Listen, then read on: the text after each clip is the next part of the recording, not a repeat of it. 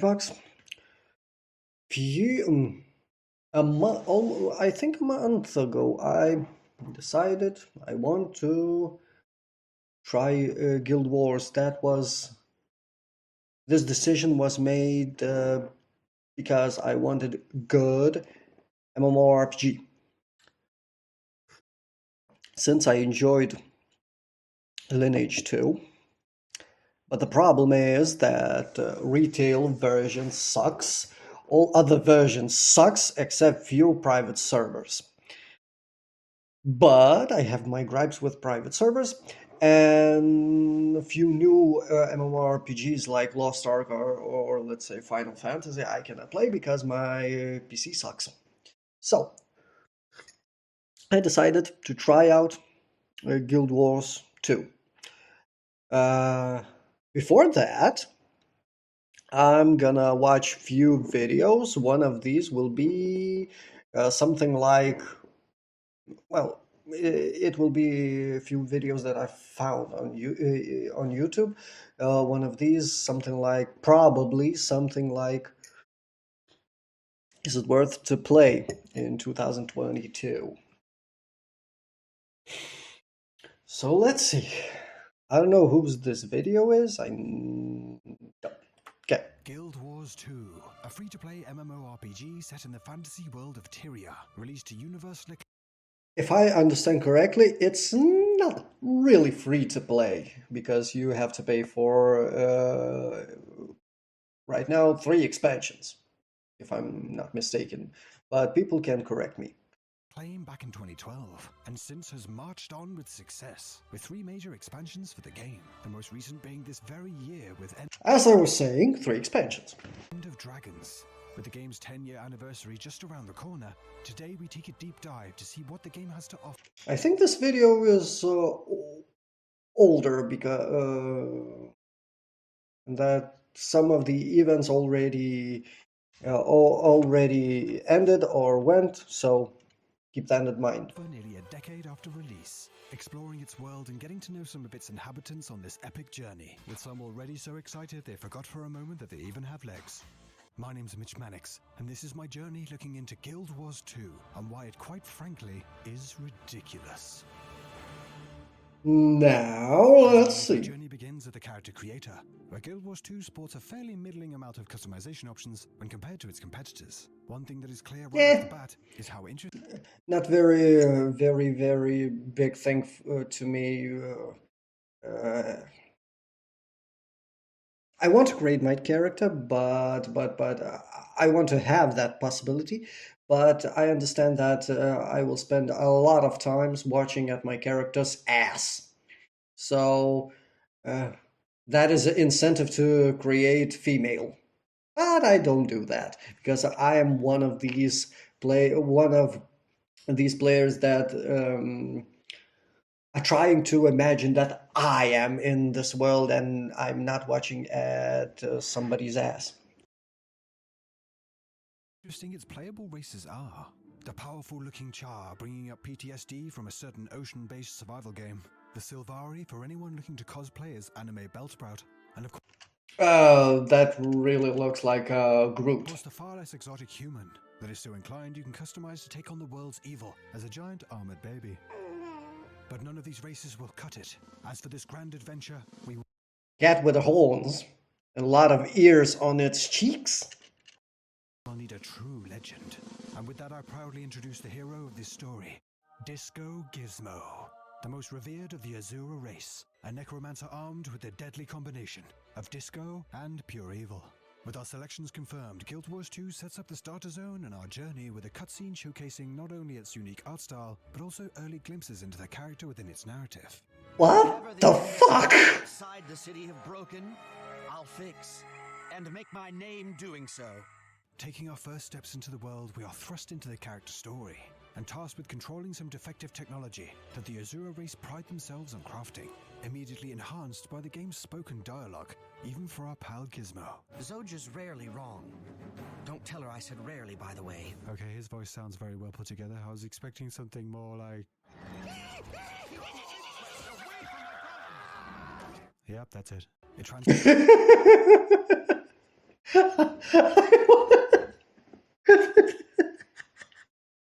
Somewhere from Gremlins. That was first thing when what I thought when I saw those ears. Something like that. No wonder I'm so sick. I'm not stopping doing these voices. Ugh. Inspires that the detestable group The Inquest is to blame for the chaos after tampering with the golems, and Disco Gizmo wastes no time in tracking down the Inquest prototype at the heart of the problem to take it down, using the game's highly mobile flavor of tab targeting combat, with dodge rolling to avoid attacks and certain skill buffs for flanking an enemy. I heard that this game has kind of a good fighting The system. subject of our pint-sized necro, what stood out for me immediately during this was how fluid and well-crafted the animations for playable characters are. The running, dodging and jumping movement doing well at bolstering the game's visual experience so far after release. And they are all dead. With the initial story missions concluded, we set about exploring the starter zone and getting involved in its opportunities for gear and XP. An experience for me at least that was incredibly enjoyable. Guild Wars 2, rather than drip-feeding the same drawn-out fetch quests as a single mode of early leveling, presents the player with a number of options, even in its first hour. I began helping one of the scientists with their experiments in a more traditional early quest format, then spotted a marker atop a nearby building and worked my way through a jumping puzzle up to it. Should I watch this or this is just a spoiler? Okay, I decided to continue this video, whatever. I hope it won't spoil a lot. And a great look at the land, followed by an NPC actually coming up and getting my attention. I'm running out of my tea. And escorting me to a now newly available public event within the starting zone for even more rewards, all leading to a very immersive MMO experience early on, exploring the land for points of interest and visitors while meeting and working alongside the game's inhabitants. With some clearly not being able to contain their laughter at the sight of Gizmo's ears migrating into his amazing hairdo whenever he gets excited. Journeying further into the game's that hairstyle, we stumble upon more of the Azura's captivating settlements and stop off to grab some supplies. While working up the side of a building to grab yet another vista, a whole crowd of players can be seen stampeding past, and without a second thought the decision is made to join in whatever shenanigans is occurring. Taking Gizmo World Boss, transitioning chain of world events, requiring a newly joined band of adventurers to complete a number of objectives before marching and gliding down to the next. All culminating in a boss fight, with Gizmo unfortunately too busy staring at his map to find out where he had ended up to participate in. Frog legs, anyone? No? Alright, then it's best we depart. It may not seem like a lot, but having little quips from the NPCs like that, whilst working through the world's events, really places them within the game's world. That always was fun when I see these types of things, when NPCs say random shit like that. I found it in English version of Decadon when it was translated in English. Sometimes in other games, not particularly MMORPGs. When you go near any NPCs, it says random shit that makes you laugh. Sometimes even I hear random shit that is fun in Genshin Impact. And makes the experience feel less like simply jumping on a train for some quick XP, and more like actual events, playing out across the game's landscapes. Oh, and of course, Giz had to go back and get that vista for a good look at the zone, with a number of levels obtained, and for some reason pretending like he had just won an Academy Award. I'd like to thank my crew and my college instructors. We returned to our compatriots to continue the story, getting a chance to meet more of the game's characters, that ended fast, and to get another flashback to a former terrifying adversary. Jesus, calm down! Soon after following the story, Gizmo was released into the wild world. Was that from Soul Game? Oh, Elden Ring. I was right. Soon after following the story, Gizmo was released into the wider world, getting a look at some of the truly awe-inspiring. So that was beginner's village. I mean, a specific race or class is starting, I hope, from different village, or village, town, or spawn zone. Interesting. I saw same thing in the old school Lineage. That's almost all my time spent in teenage years. I played Lineage too. inspiring design Of course, in private servers. Guild Wars 2's largest cities and player hubs, visiting Ratu Sum for a chance to kick off the professions and explore the city's great use of verticality. As well as to the grand city of Lion's Arch, a truly amazing location, brimming with character and the ingenious idea to provide roller skates to the city's guard for quick deployment to duties. The game's story That's a bug, right? Every 10 levels, with the idea being exploring the land and exploiting the various opportunities for experience in between. After taking in the sights of Lion's Arch, I thought about putting the game to the test when it comes to having freedom when leveling. So decided instead of going just north of my previous leveling zone, to instead make the journey all the way over to Snowdon's Drifts, one of the other level 15 to 25 zones, across the land but located much further away from my Azura beginnings. Not just that, but I decided to go on foot. Why you do that? It would be a quick portal to a location nearby, partially due to wanting to have an MMO exploration feeling, and partially because I am an idiot, with the latter being confirmed almost immediately, as while wandering through one of the high level zones in between me and my Is it is there any worth of exploring any achievement or something, exploring territory, or just go through TP and fuck everything? Destination, I somehow managed to get set up in a deadly ambush by a small child. Damn you, Cricket! But the world would have to more than that at Disco Gizmo before he gives up. And with a bit of luck, a very kind roaming player, and with some deduction, I made it to the snow-tipped slopes of the Snowdon Drifts. Venturing out, leveling up, and trying not to get mowed down. The environment is nice. Now fully released out. The fuck was that? Was that a mount? A host of activities available to keep things varied and interesting as I explored and leveled. I couldn't help but feel almost unable to process why it had taken me so long to really experience Guild Wars 2. When it comes to leveling specifically, I personally find that within a great experience, something is almost always sacrificed. What is incredibly impressive is that Guild Wars 2 manages to keep things so interesting, injecting zones with group events, seamlessly flowing into each other with completionist and exploration-based activities, while at the Yeah, you're exploring and everything. You get experience from that, of course, probably. I don't know. And is there optimal way, meta way to level up? I mean, can you grind your level with mobs, or you just do quests, side quests, main story quests, or my question is that. Is there a possibility to only grind, or grind and do quests? Can you mash those things up a little bit? If, for example, I am annoyed a little bit with questing story, is there a point for me to go and, for relaxation, let's say, kill few mobs? Interesting. Good questions, but no answers yet. At the same time, keeping an entertaining and personal feeling narrative, interweaving it all together. Who is it? Oh, okay. What the hell are those? Are those NPCs? Are those other? Oh my god! That's a... Disco ball at it! And you too can help cleanse the land of impromptu, oversized arachnids by dropping a like on the video. That granny had a knife. Thoughts down in the comments. Make sure to subscribe to the channel for a whole host more RPG greatness. Subscribe to MatchBox. Small YouTubers like me. Please. Since we had breezed past level 10, we unlocked the ability to swap between two sets of weapons during combat. For those that are not aware, Guild Wars 2 grants the player a set of abilities based on the current weapon equipped. For example, Gizmo's knife, when held in the main hand, grants access to health recovery and necromancer abilities, in contrast to his staff abilities that have more of a focus on area of effect attacks. Not every class can use every weapon, but that doesn't stop the game in providing a huge range in terms of builds and playstyles, especially when coupled with... That's awesome! Huge flexibility. Abilities.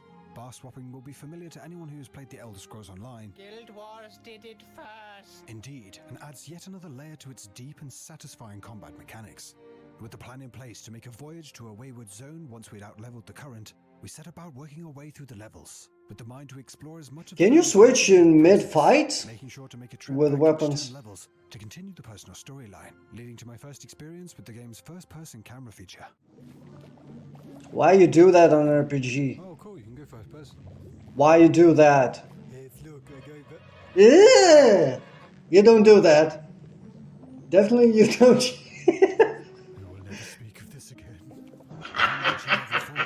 As first dungeons were unlocked, and Gizmo, leaving no stone unturned, rounded up a group using the game's Pathfinder tools. Dungeons are Exactly my thoughts. story and explorable. You don't do that. You never go first person in The RPGs. aftermath of the story mode, featuring branching paths to take, increased difficulty, and currency to purchase unique armor and weapons modeled according to the theme of the dungeon. The dungeons were great for the most part, with some amazing looking locations, good lengths, and rewards both in XP and gear to justify seeking them out. The only real downside comes when attempting a first playthrough with the mind to play out all the cutscenes covering the story of the instance. In my experience, there wasn't exactly a huge number of groups being formed for the dungeon runs, so encountered a bit of a mixed bag if players would hang around for first timers to enjoy the story, or steamroll ahead clearing most of it by themselves, even when forming a group with a story focus stated. I can't help but wish that the game featured more than the 9 included, but as a whole, the dungeons were yet another example of Guild Wars 2 including another staple of a great MMORPG. So that to me will be a big problem when, let's be frank, when I'm gonna dive into the story. If there is a story dungeon created for parties, I will have problem because will want to enjoy the story, and other players will go off and fuck my entertainment, fuck my story experience. Maybe I will. Maybe there is a possibility. Maybe I'll find good people that will let me enjoy that. Or maybe, very big maybe, somebody will join me with from my friends list to play together. I hope, but I'm not so sure that somebody will do that. Okay. And doing it well. With yet another activity to keep us busy, it was on through the levels, venturing across the land every level range, picking up hero points to spend on abilities and stats, which are given after completing their respective short open world challenges, while taking time to dive back into the story, which continued to expand in scale, as well as its cast of interesting characters. Why these suits so? I mean, armor sets fit so well with that afro.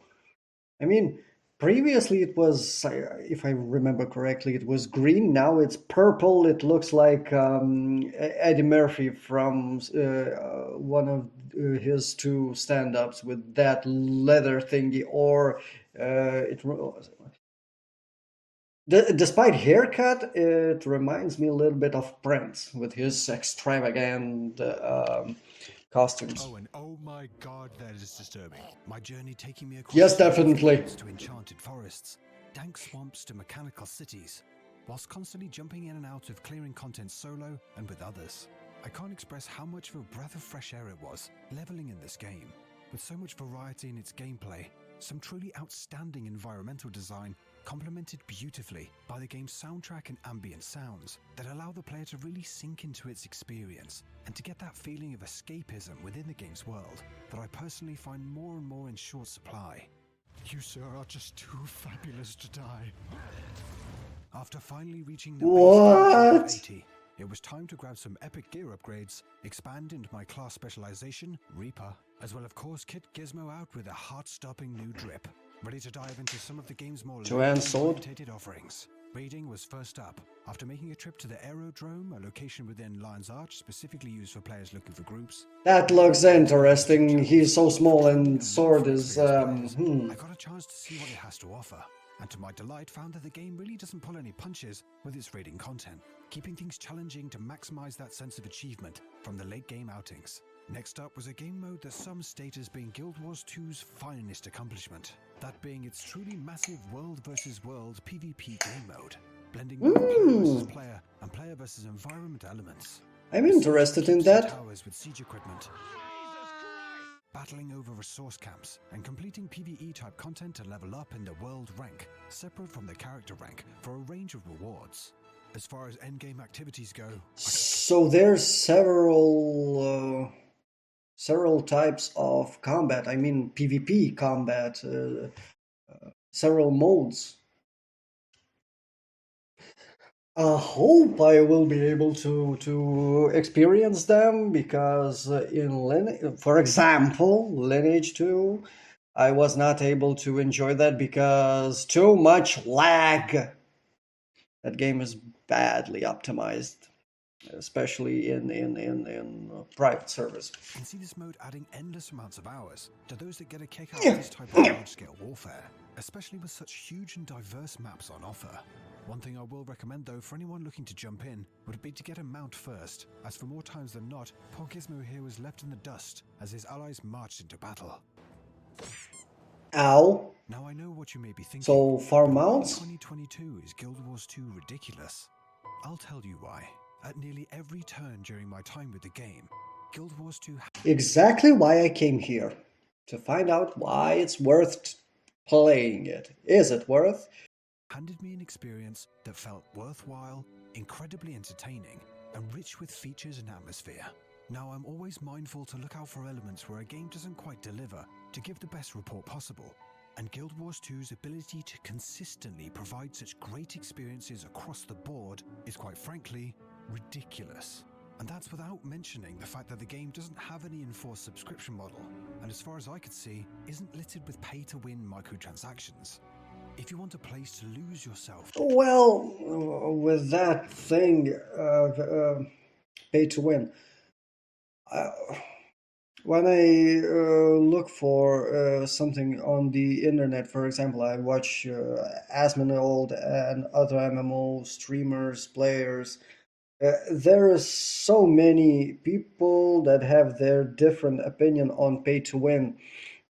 Some of them, uh, I have my opinion, but at least right now, I won't tell you what I think pay to win is. But I hear very different ideas what pay to win in the games is. So some people are ready to push very far what is and isn't pay to win. So that I think is a little bit of problem when talking about a PvP experience, for example, because for example, reviewing some of the games for like Gacha and other MMORPGs, some people don't think differently, and um,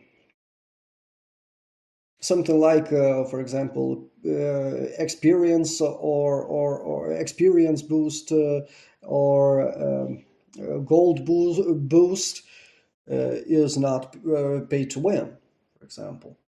Others may disagree with that, and that I think is a kind of big problem because by reviewing some of these things, they won't call out pay to win mechanics in the game, and that makes a big problem. I'm bad at explaining things, so ask me if you don't understand what I'm saying. I will try to explain maybe on in other videos or in comment section. in an RPG open world, this game has it in spades. If you want one of the best playgrounds to roam around with friends for PvP or PvE, then this game nails that.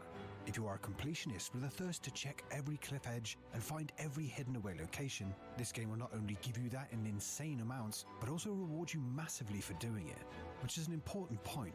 There's so many options for leveling especially. What are the worthwhile rewards? amounts of experience, not leading to players feeling forced to pick one or the other, so to truly set out to do what they want to do.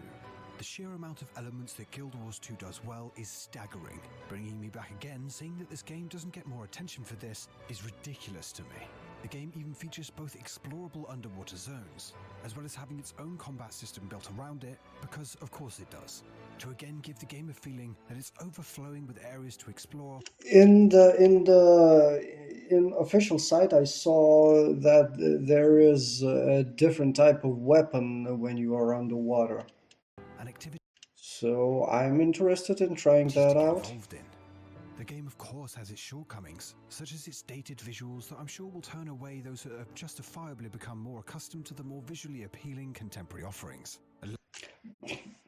Okay, graphics are old, but there is not such a big choice in games in right now with better graphics and as good gameplay because we can see in, for example, statistics that people still are playing old games like World of Warcraft. Final Fantasy is not that old, but it is old. Guild Wars is popular still after so much years, and I don't know if they're updated their graphics engine, but people, even if the game has good graphics, if there is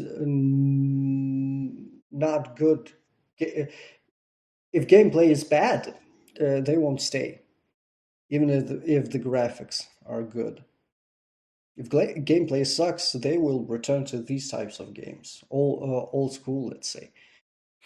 That was a great proof with Terra, I think. Terra was innovative game, but creators fucked it up. Graphics for the time, graphic was great, but it failed, and people don't give a fuck about that game. So Lack of player housing and its crafting that, although ticking all the boxes by most standards, does lack the more advanced dynamics that games such as Final Fantasy XIV have brought to the table with its profession system. Simply said, that if you are an MMO fan and you are yet to try Guild Wars 2, then I highly recommend you give the game a try. As for me, it without a doubt sits as one of the best experiences the genre has to offer.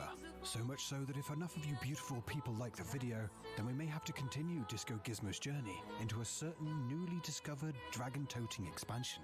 But as for right now, I can't help but feel that I may stick around a while in the world of Tyria, as even 10 years later, it is one hell of a place to be.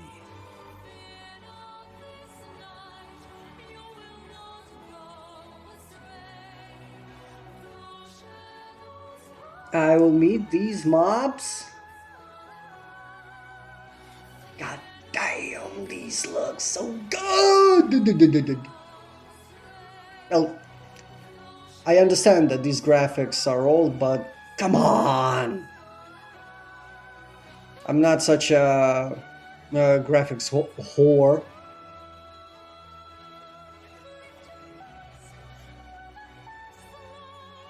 I want to see that. Everything. I hope I will be able because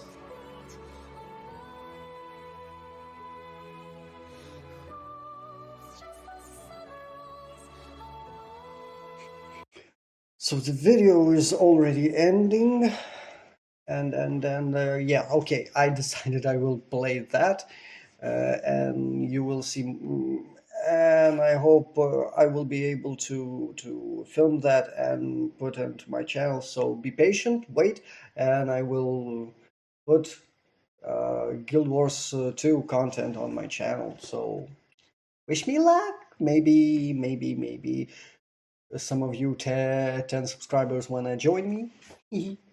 Probably not. Maybe. So, uh, tell me your thoughts in comments down below. Maybe some of new viewers will write something, say something to me about this idea. Maybe some advice in Guild Wars. I will be grateful very much. So, thank you. I've been MatchBox, and I hope to see you soon in the next video.